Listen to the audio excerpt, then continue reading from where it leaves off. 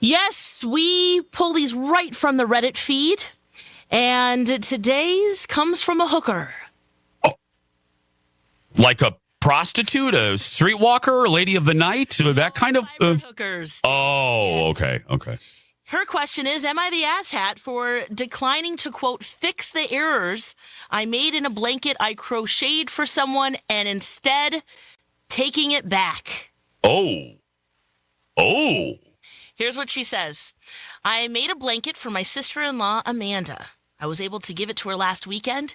She'd asked for it in certain colors, and I didn't have any other projects on my to-do list, so I was happy to make it for her.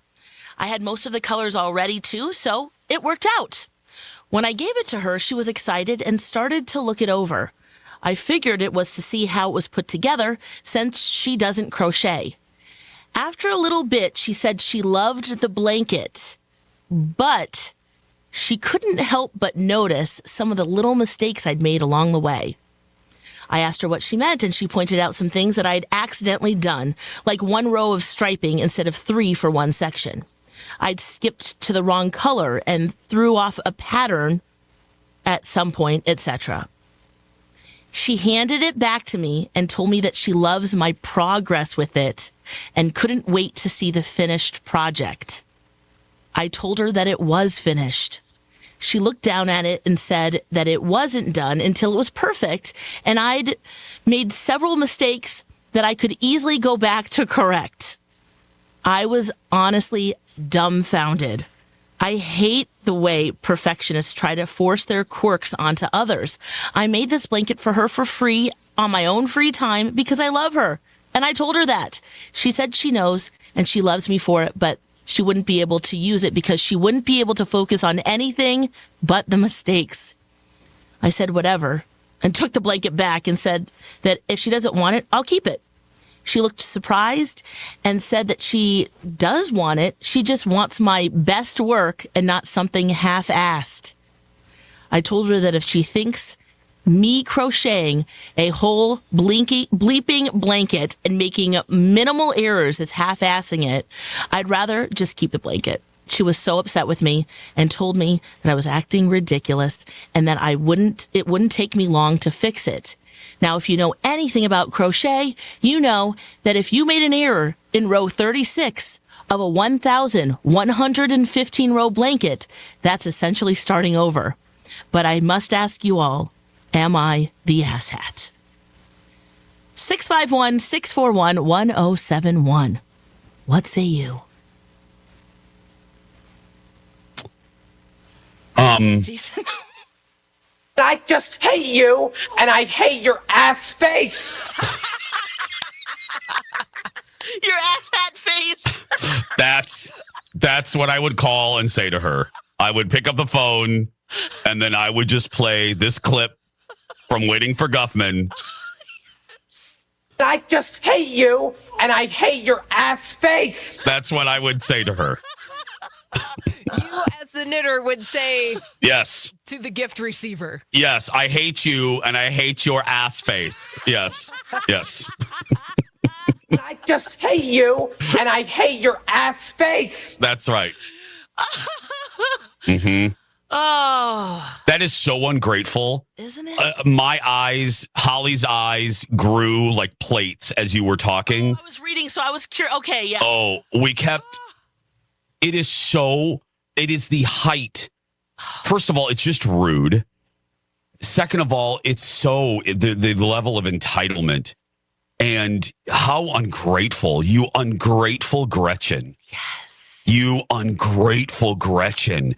Who cares? Really? Now, Lex, let me ask you, and I really do mean this. Mm-hmm.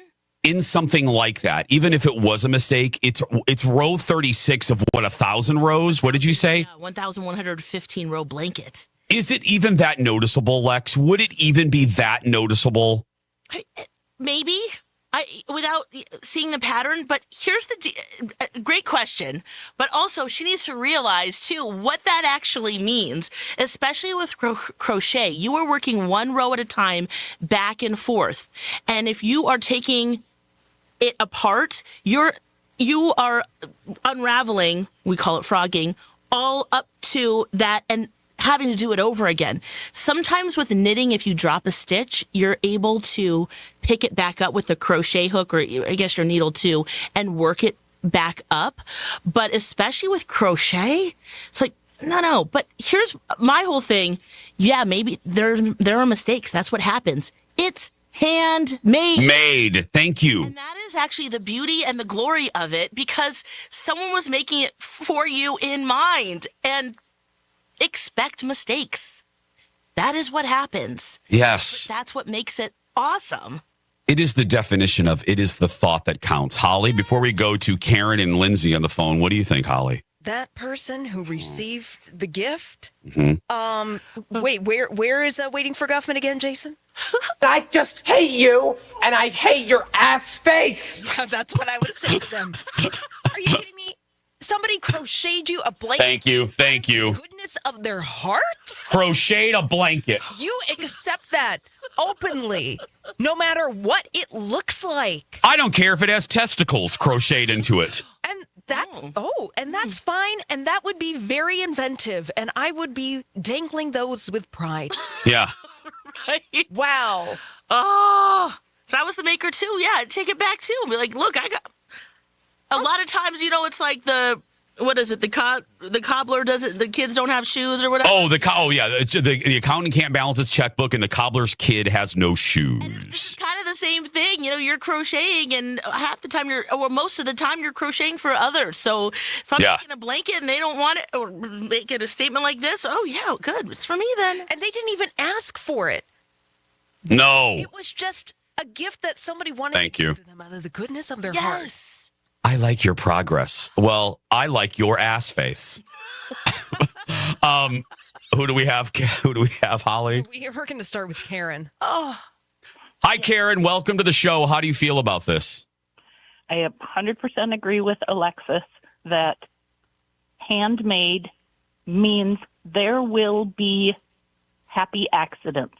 Ooh, If she wants perfect, she should buy machine made. She gets a pack of socks from now on for any gift because they'll be perfect. Kirkland brand, Karen. Kirkland brand. Put that passive aggressive note on there, Karen. These socks are perfect. Yeah. Thinking of you. Yes. Made with love and mistakes. Yeah. These were made perfect. These were made perfect in Kathy Lee Gifford's factory. That's right. Yes.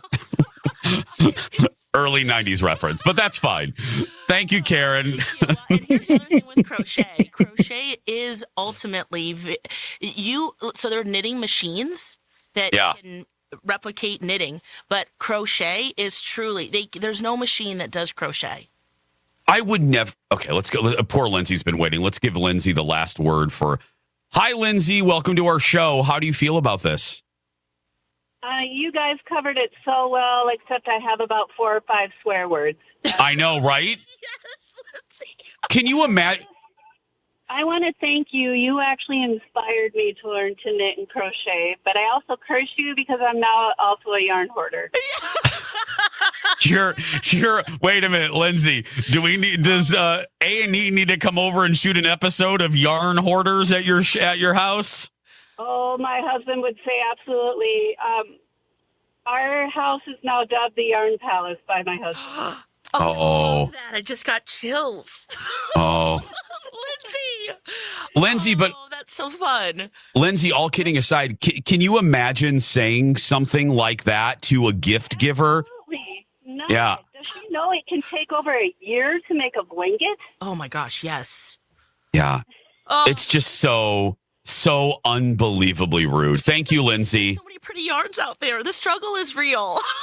Yeah. Get it. Oh. We need a verdict on this. Yeah, we do. Go. The results are in. You are not the asshat. Or this verdict. I just hate you, and I hate your ass face. We'll be right back.